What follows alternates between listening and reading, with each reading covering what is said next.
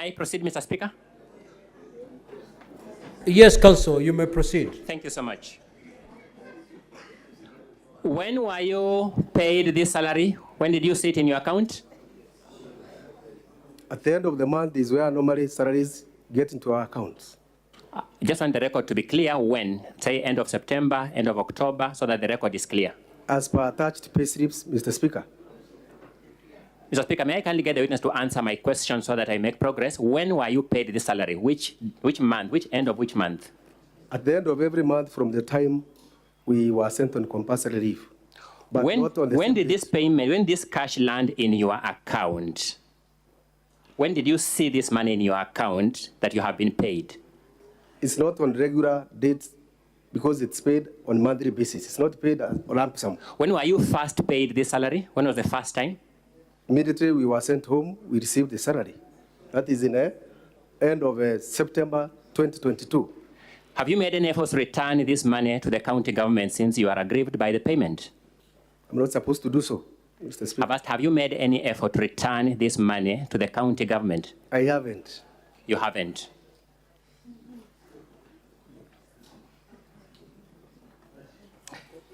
Let me clarify something for this information, for the record of this senator. It is true that Mr. Maranya, advocate appearing before you here today, is your advocate in that court case. True or not true? True, Mr. Speaker. Thank you. That matter came up in court today. True or not true? I'm not sure, Mr. Speaker, but it was supposed to come up today for... That matter was supposed to come up today in court at Meru. But I'm not sure whether it came up or not. I'm asking, it was supposed to come up today. It was. At the Employment and Labor Relations Court in Meru. True or not true? True. Has your advocate briefed you on whether or not, as a matter of fact, it came up? No, Mr. Speaker. Very well. We can live with that.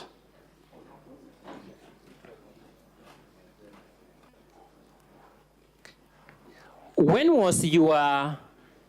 were you sent on compulsory leave? I was sent on compulsory leave together with two others on 6th of September in the year 2022. 6th September 2022. When did the court give the conservatory order in petition number 1 of 2022 at Meru? Conservatory orders were issued on 7th of October 2022. Was that before or after the governor's first impeachment proceedings or removal proceedings for this House? It was before the first impeachment motion was tabled. This was before the first impeachment proceedings for this House? Yes, Mr. Speaker. Did you make this grievance part of that impeachment process? It didn't come to this place, Mr. Speaker, so we didn't make it part of it. I didn't understand your answer. You did suggest that that didn't come to Senate? We didn't make it part of the grounds for impeachment. You didn't make that grievance part of the first impeachment? Yes, Mr. Speaker. It is that ground that arose well before the first impeachment that is being made the part of this impeachment? Yes, Mr. Speaker. Thank you.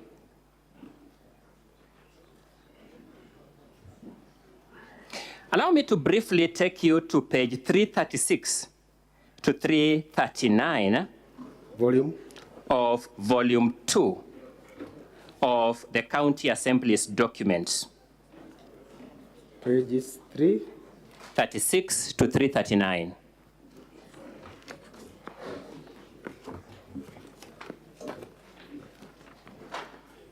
Yes, I'm there.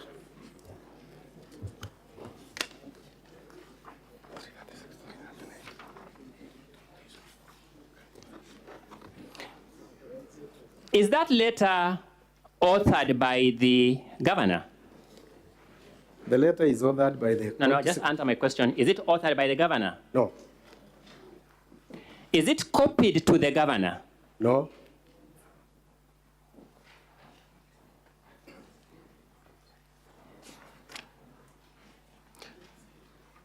Let's look at a document at page 337. Is that letter authored by the governor? It's not authored by the governor. I'm going with the same volume, volume 2 of the county assembly's documents, volume 2 of the county assembly's documents. May I describe it as the big green volume? So we are now looking at page 337. Yes. And I'll repeat the question for the benefit of the distinguished members who hadn't seen the document. Is that letter authored by the governor? No. Is it copied to the governor? No, Mr. Speaker. Let's look at page 339 following. Is that letter authored by the governor? My apologies. Thank you so much, Senators. 338. My apologies. 338. No, Mr. Speaker. Is it copied to the governor? No.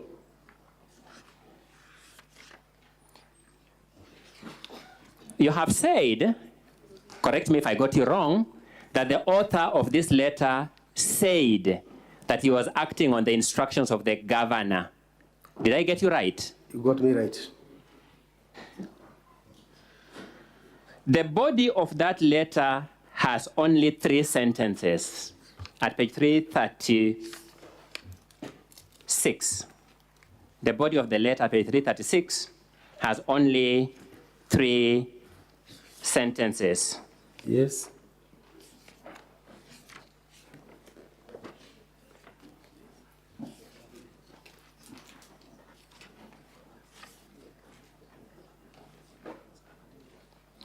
Which of the 3 sentences, you can use first, second, or third, which of the 3 sentences says that the author says he was acting on the instructions of the governor?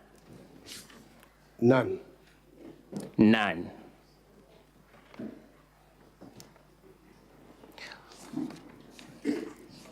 If I got you right, the evidence of the compulsory leave letters is to be found at pages 336 to which page? To page 338. To 338. Yes. Which of those letters is addressed to you? The one addressed to me is not attached here, Mr. Speaker, but this is a sample because all the letters add the same information except our names only. To save time, are you saying that of all the letters presented to this Senate to support that point, none is addressed to you, the witness on the stand? The samples here, none Is that what you're saying? Am I saying the truth? Yes. Thank you.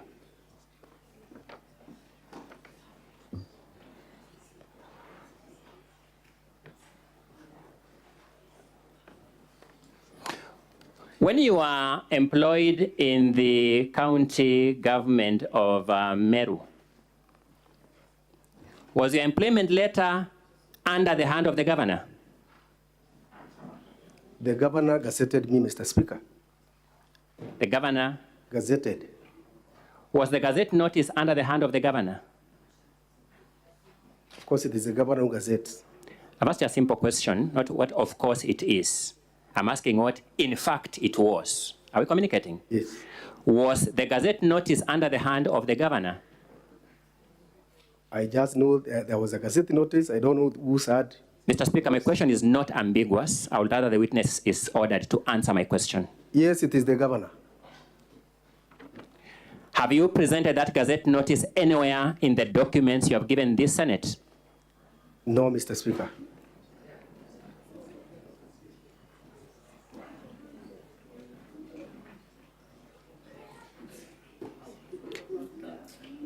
Does the governor prepare the payroll for your payment to your knowledge?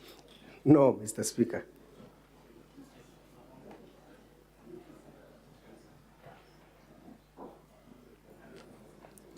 Let me just get this right.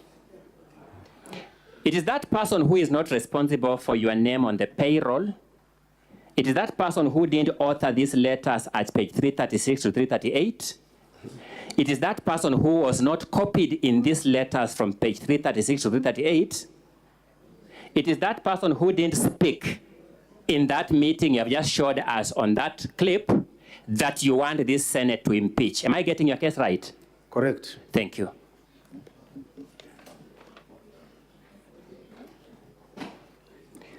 Allow me to refer you to yet another document, which is the ruling of the Employment and Labor Relations Court in Meru. And for ease of time, I want us to go to page 436 of volume 2 of the County Assembly's documents. Page 436.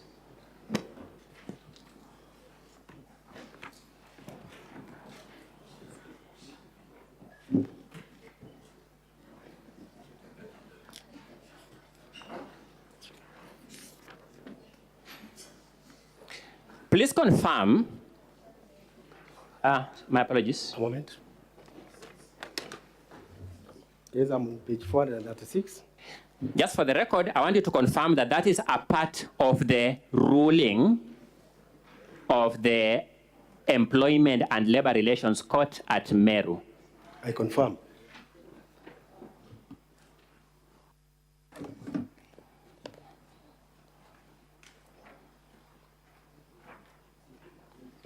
I want us to read paragraph 34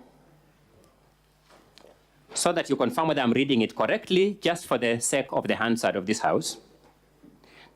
In view of the matters and findings made herein above, it is clear that all the three thresholds for contempt of court have been proved by evidence and to the required standard.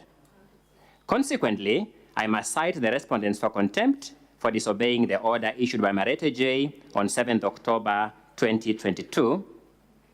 Confirm that after that, the order says the county secretary, Mr. Rufus Miriti, is the head of the county public service and is the one who wrote the impound compulsory leave letters.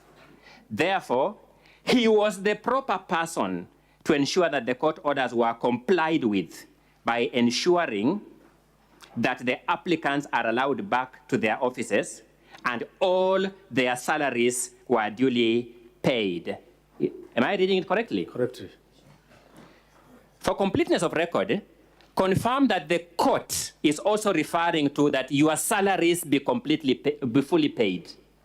Reinstated and fully paid. Yes, the court ruling is talking about to ensure that your salaries are duly paid. Confirm. Thank you. And therefore, it is not correct to say that your salaries were not paid pursuant to a court order. It is not correct. It is not correct what you're saying. Yes, if I said that your salaries were not paid pursuant to a court order, I will not be speaking the truth. You would be lying. I'll be lying. And therefore, when you told this Senate that your salaries were not paid pursuant to a court order, you equally were lying. I am not lying.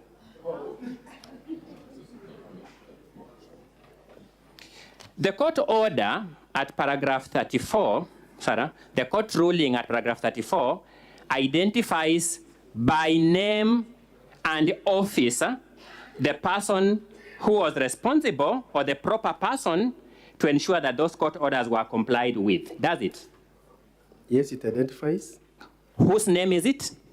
The name is the person and the office, County Secretary Rufus. Now I want you to give me the name. Rufus Miriti. Rufus Miriti. The office is? County Secretary. County Secretary. That person is not facing impeachment before this Senate, is he? Exactly. Is that person facing impeachment in the Senate? No.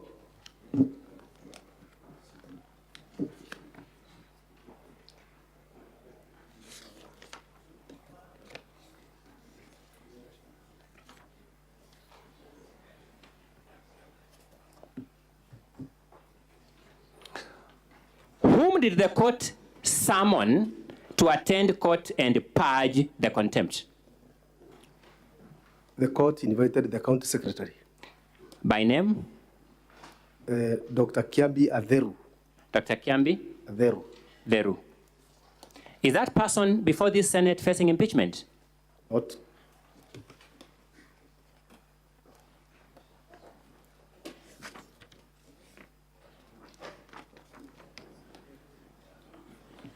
Let's go to page 438 of volume 2 of the County Assembly's documents. Page 438, in particular, paragraph 37B. I'm there. Is that the paragraph summoning Rufus Miriti or his successor in title? Yes. That title would be the title of County Secretary. True or not true? True. Is any of those people, either Rufus Miriti or his successor, before this Senate for impeachment? No.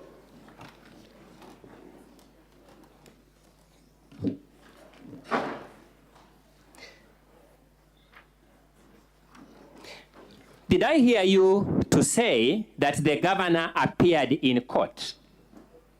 You did. I didn't say that. You didn't say that. I'm happy. I just want clarification. So if you didn't say that, I'm happy with it.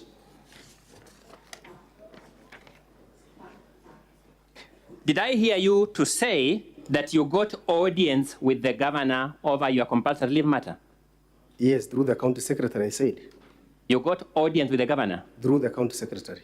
I want to get this right. The county has an officer called county governor. Yes. True or not true? Yes, we did. The county has another officer called county secretary. True or not true? Yes, Mr. Speaker. I'm asking the first officer, county governor. Did I hear you to say you got audience with that person? We sought audience through the county secretary. Did you get it? We didn't get You didn't the get audience it. of the governor directly. So you never spoke to the governor over this matter directly? Instead, we spoke to the county secretary. So you never spoke directly to the county governor over this matter? Yes.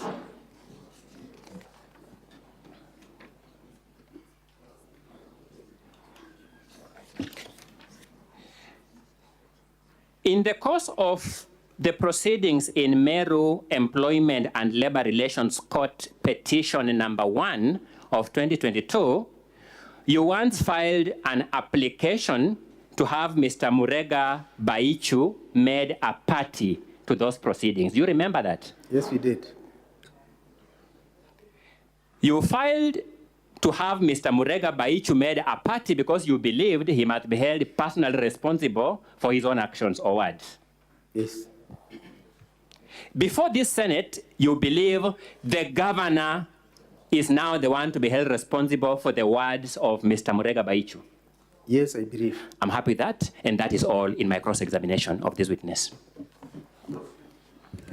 Counsel for the County Assembly, any re-examination?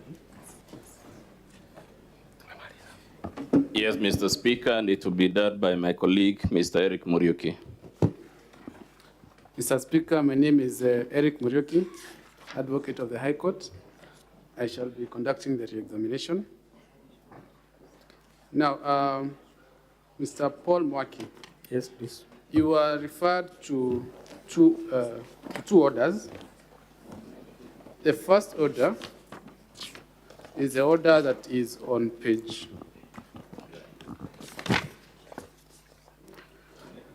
There is the order that is dated 7th of October, 2022.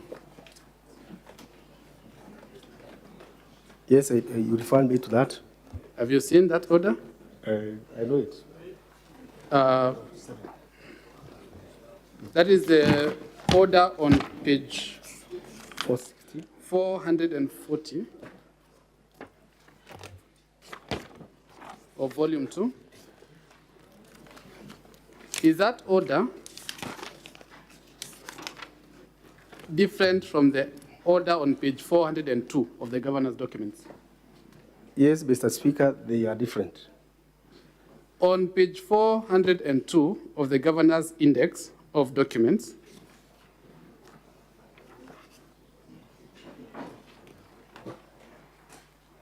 Yes.